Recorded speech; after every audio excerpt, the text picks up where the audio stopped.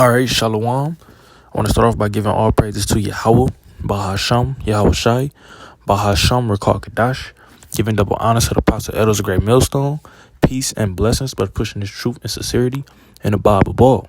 All right, it's the brother in the Apostle Kadash coming at you with, if not the one of my most amazing stories, one of my most amazing afflictions, one of my tests of faith. All right, from the Most High Yahweh. All right, because I experienced something tremendous today. All right, a faith grower, you know, that really boosted my faith. It really took me to another level. It took me to another level of understanding. All right, and I'm just to give you some brief end out. If you don't know me personally, basically, I suffer from an illness called chronic hives or urticaria hives. And basically what happens is my skin, it turns red and bumps and it oozes and it itches and it aches and it burns. And it's a terrible pain that I feel sometimes. And over the months, it has gotten better, but I still suffer from this. All right. It's just a plague and I got to deal with it. All right. I still push the word. I still keep faith strong, and it's not an easy thing to deal with because I deal with it every day. All right. Sometimes I can't even go outside because the sunlight, it burned my skin, I can't even sit in front of a heater, I got to just deal with the cold and just deal with it, I can't really do too much. I can't really live what people would call a fun life or a happy life all too much. But hey, I give my life for this truth. Scriptures say, prepare yourself for temptation if you come to serve the Lord, right? So that's what I did. All right. And I just want to tell you, now that y'all know what I'm dealing with, I had went through something today. All right. So I actually made it forth effort to go outside today because some days I feel better than others. And today I was able to do that. All right. I had some car work being done on my car, which means I have to come outside, just have to push through it today. All right. And I was getting some work on my car and my mother's car.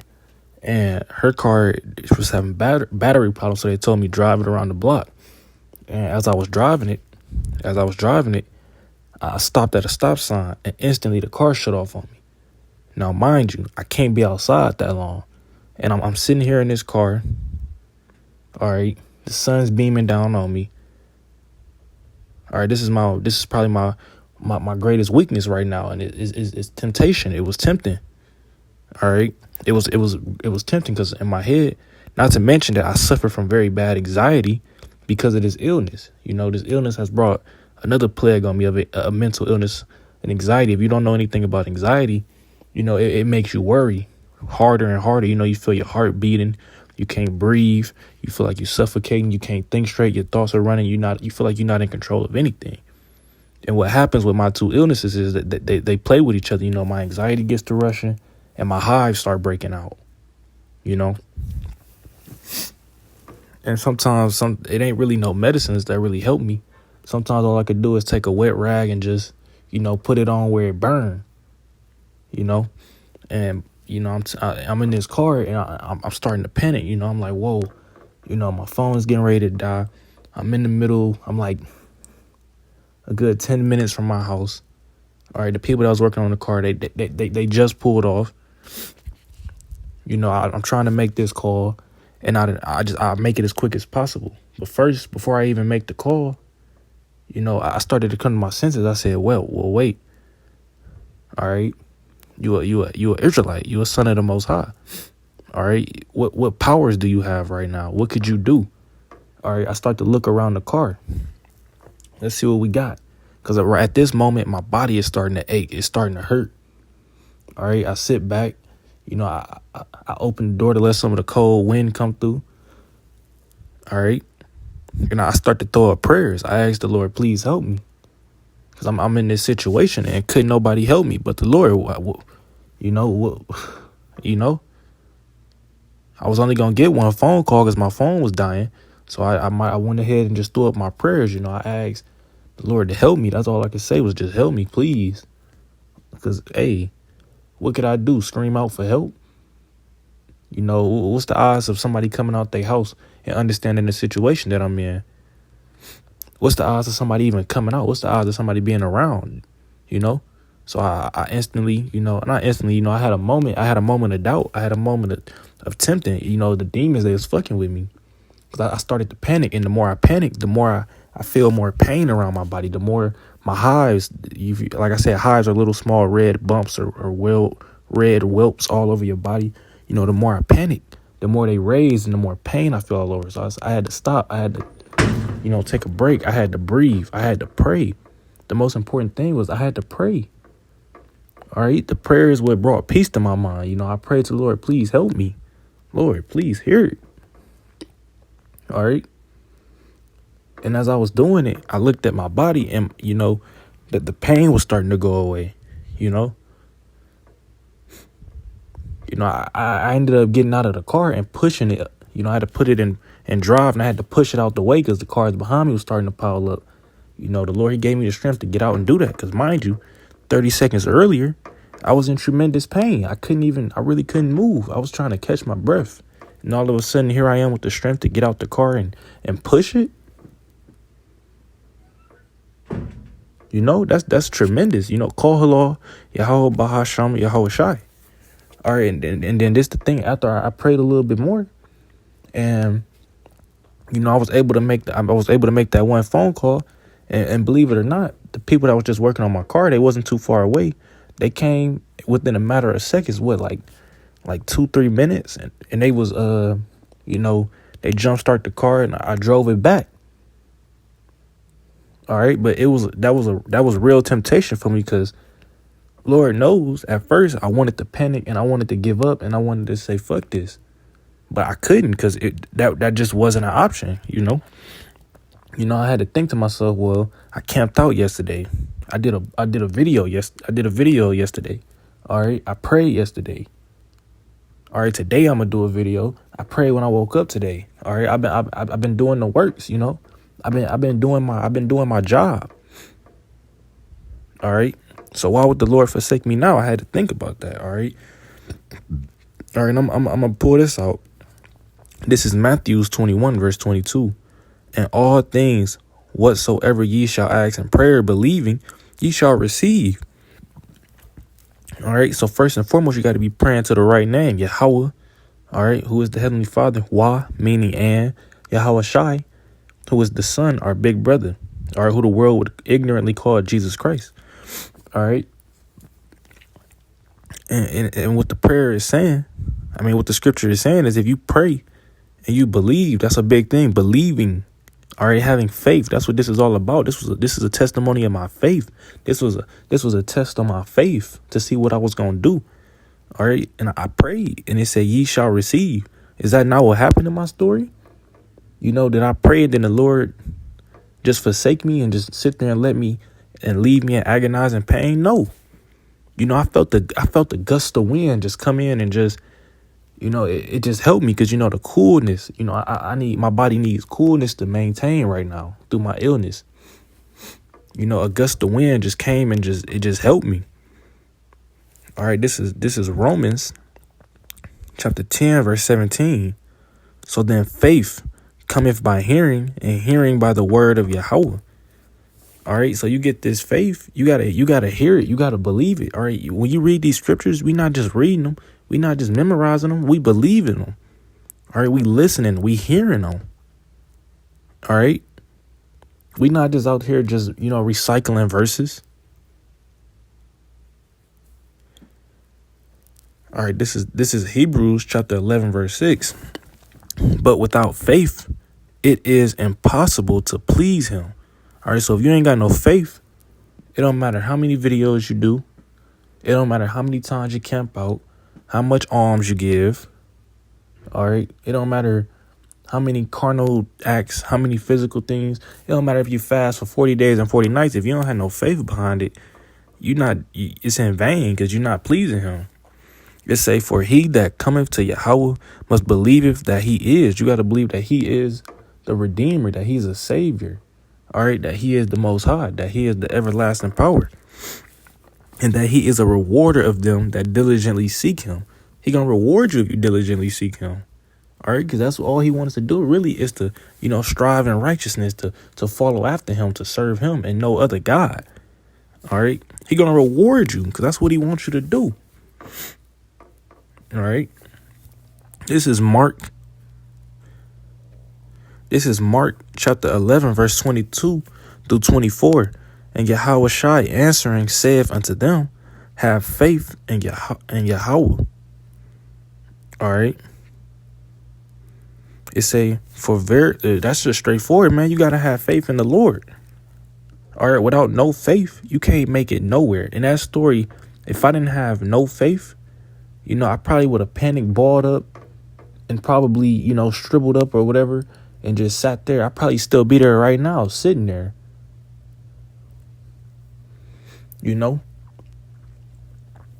say, for verily I say unto you, that whosoever shall say to this mountain, be thou removed, and be thou cast into the sea, and shall no doubt in his heart, but shall believe that those things which he shall come to pass, he shall have whatsoever he saith. All right, so if you truly believe it, and you praying and you ask, it'll happen. All right, and I'm a testimony because, hey, this is not the first time I had to deal with this situation of my body fighting against me. All right, hey, it's literally my flesh, my literal carnal side is fighting against my spirit because my body is ill. I've been like this for a year now, and it's been way worse than what I've had. It's been times where I literally couldn't do nothing but sit in 60 degrees, nothing higher and nothing lower. It's been times where I haven't been able to move because I was in so much pain and just aching. But the Lord has been bringing me through this. All right. He's been showing me a way out. He's been helping me. So I've been slowly getting better, It was a point in time where all I could do was sit in a dark, cold room and just think because I couldn't even really move too much. My own body temperature would cause me pain, Me simply running up the stairs, I had to slowly pace myself with the stairs because it would cause me pain. I couldn't go outside. I couldn't do nothing.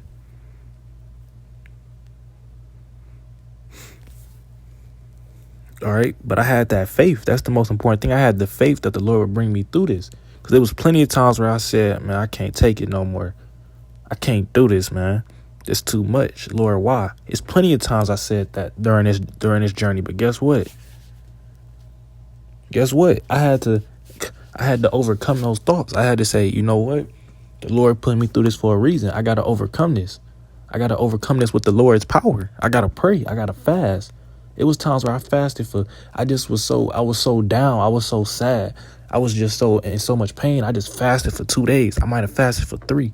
I don't know. I might have went a couple days without eating just like, man, when the scriptures talk about how that sorrow, you got to really look up how that sorrow affects you.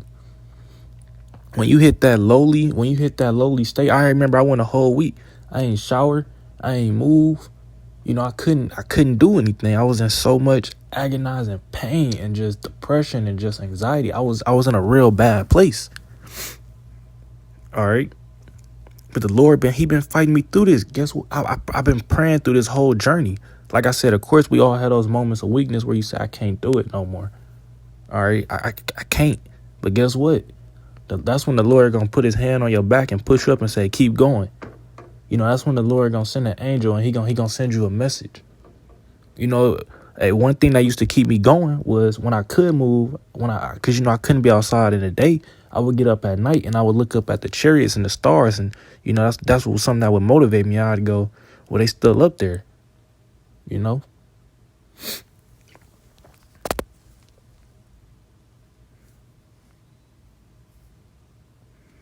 All right, this is James chapter 4, verse 7. Submit yourselves, therefore, to God, to Yahweh. Resist the devil, and he will flee from you. All right, in my story, the part where I started to fold, the part where I started to give in. At first, when I was stuck in the car, and it was just the sun beaming on me, and I couldn't really breathe, and I was starting to get in pain.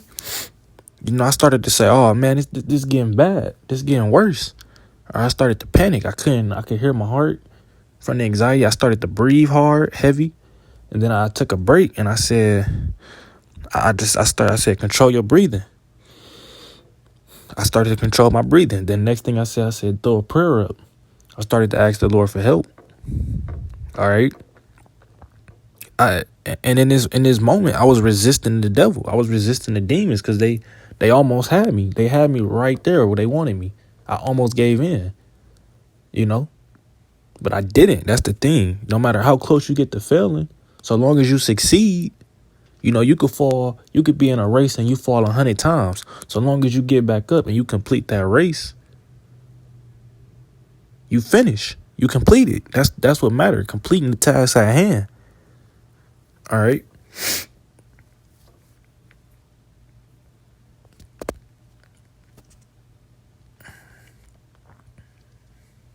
All right, this is Ephesians chapter 6, verse 11. Put on the whole armor of Yahweh, that ye may be able to stand against the wiles of the devil. All right, so when you put on that whole armor, you're going to be protected. What's the whole point of armor? Armor is used to protect you. When you in a war, when you in a battle, it's used so that when someone uses their sword, it bounce off of you, or it protect your weak points. Or when you win in a modern day war so that the bullets don't penetrate you. Guess what? That's what the spiritual armor is for. It's used so that, the demons can't tempt you. All right. So that you don't sin as much, It's used for many things. But the armor is, and out of most of all, is used to protect you from everything, really. From anything and everything. You never know. All right. You never know. In my case, I had to use the armor to protect me from doubt, because I was doubting myself. I was doubting the power that I had, the power that I had to pray, the power that the Most High had. That's what that was. That was doubting, because that's what the demons wanted me to do. They wanted me to give up and just live in doubt. But no, I believe that the Most High could bring me through it, and that's what happened.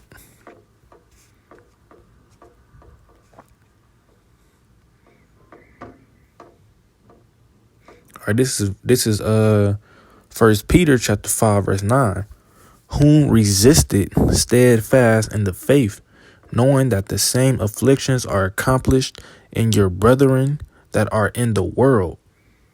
All right, it say you resisted steadfast in the faith, so you resisted in the faith. All right, you stood strong in it. You got to stay strong, knowing that the same afflictions are accomplished in your brethren that are in the world. Because something you going through is somebody else going through it. I'm not the only person in the world suffering from hives. I saw a person on the news literally yesterday who was suffering for it for 5 years. All right, and here I am. I've been suffering from it for what, like 11, 12 months now, but I've been getting better. There's people out here that got this same illness as me, and they're not getting better. They're just getting worse. They can't do anything but, live like vampires, go outside in the night and in the cold. Me, I'm getting better. That's one thing I can say. The Lord is working with me, though. He's not just leaving me and saying just live like. He's not leaving me. All right, Lord willing, he don't leave me. He's fighting. He's progressing with me, and I can say that I've become way more wise. All right, I can say that I have more faith. I can say these things firmly and believe it when I say it. I used to have crazy dreams when I first got sick. I used to have nightmares every night, seeing terrible things. I used to see, death, destruction. I used to just see everything I wanted just take away. When I was sick, many terrible things happened to me. I lose all my money, don't got no job, lose my Eve. Parents yelling at me, cuss me out every day. The worst of the worst. Anything you could think of, it was just happening to me over this year span. But guess what? I held on to the faith. Did I get weak sometimes? Yeah, I might have missed doing videos a whole week before. All right, and it might have made me look bad, but guess what? I said, I'm going to do something. I'm going to go harder next week. All right. I might have got to pray 3 days in a row. Guess what? I bet I prayed that whole next day. It's not about what you do in the race. It's about completing the race. Like I said, you could fall 10,000 times. All you got to do is get back up. It's easier said than done, but it's got to be done. Because if you fall down and you don't get back up in the middle of a race, you don't get no prize. You get a did not finish. You get nothing. At least you could even say when you come at last, at least you get your name on the board. You know, it's better to come at last than to not finish.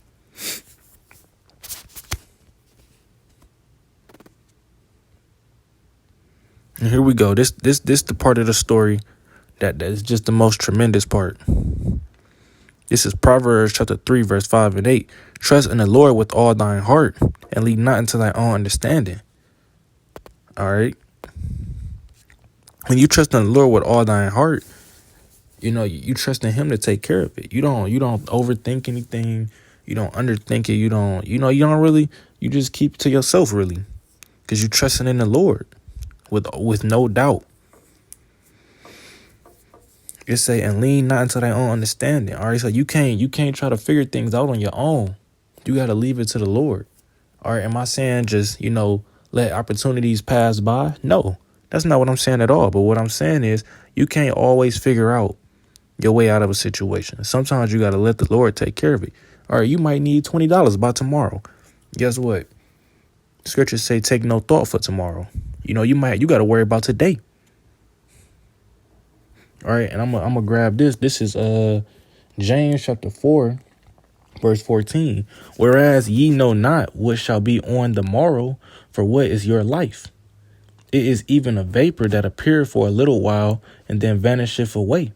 All right, so we don't know about tomorrow. You got to make it through today. All right, you got to let the Lord worry about tomorrow because the Lord got the ultimate plan. He got it all planned out, really. You don't even got to worry about tomorrow. The Lord got it already.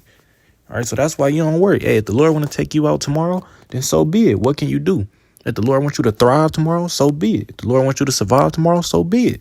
There's nothing you can do. So it's not like this ain't a movie where you can get a time machine to change the outcome. No, this just not working like that. Verse 6, it say, in all thy ways acknowledge him, and he shall direct thy paths. Hey, in this story, when I got stuck, I started saying, Kol Halo Yahweh Bahasham Yahushai. If you don't know what that means, all praises to the Most High and his son. All right. I started saying that because after I prayed and they was able to come, they didn't deliver me. The Lord delivered me. But when they came and they was able to help me, the Lord sent someone to help me. I had to give all praises to him because that was him. That had nothing to do with me. That was him.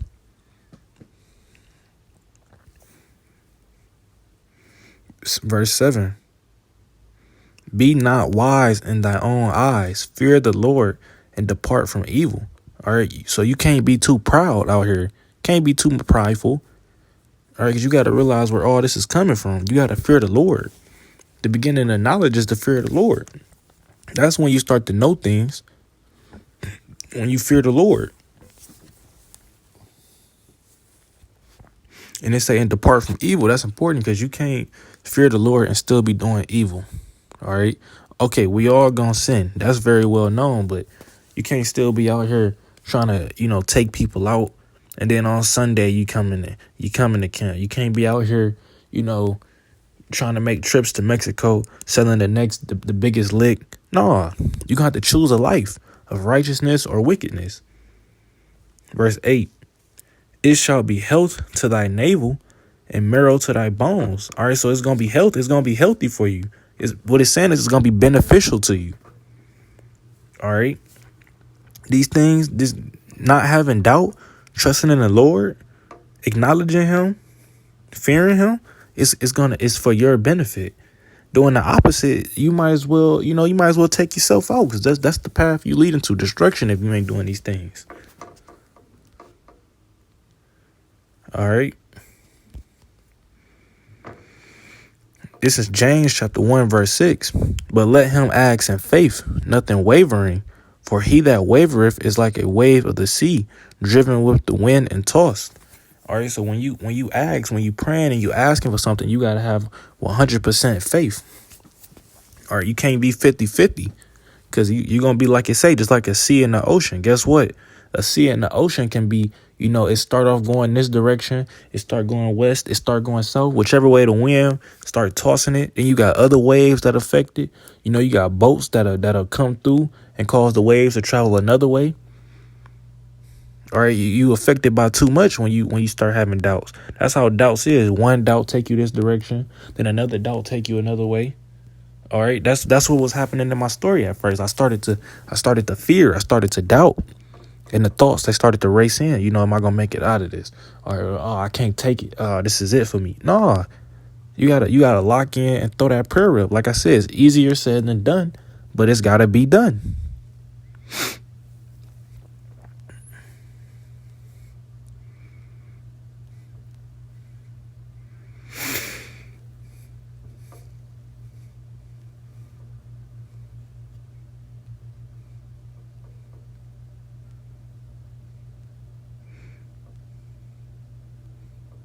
All right, this is James chapter 1, verses 5 through 8.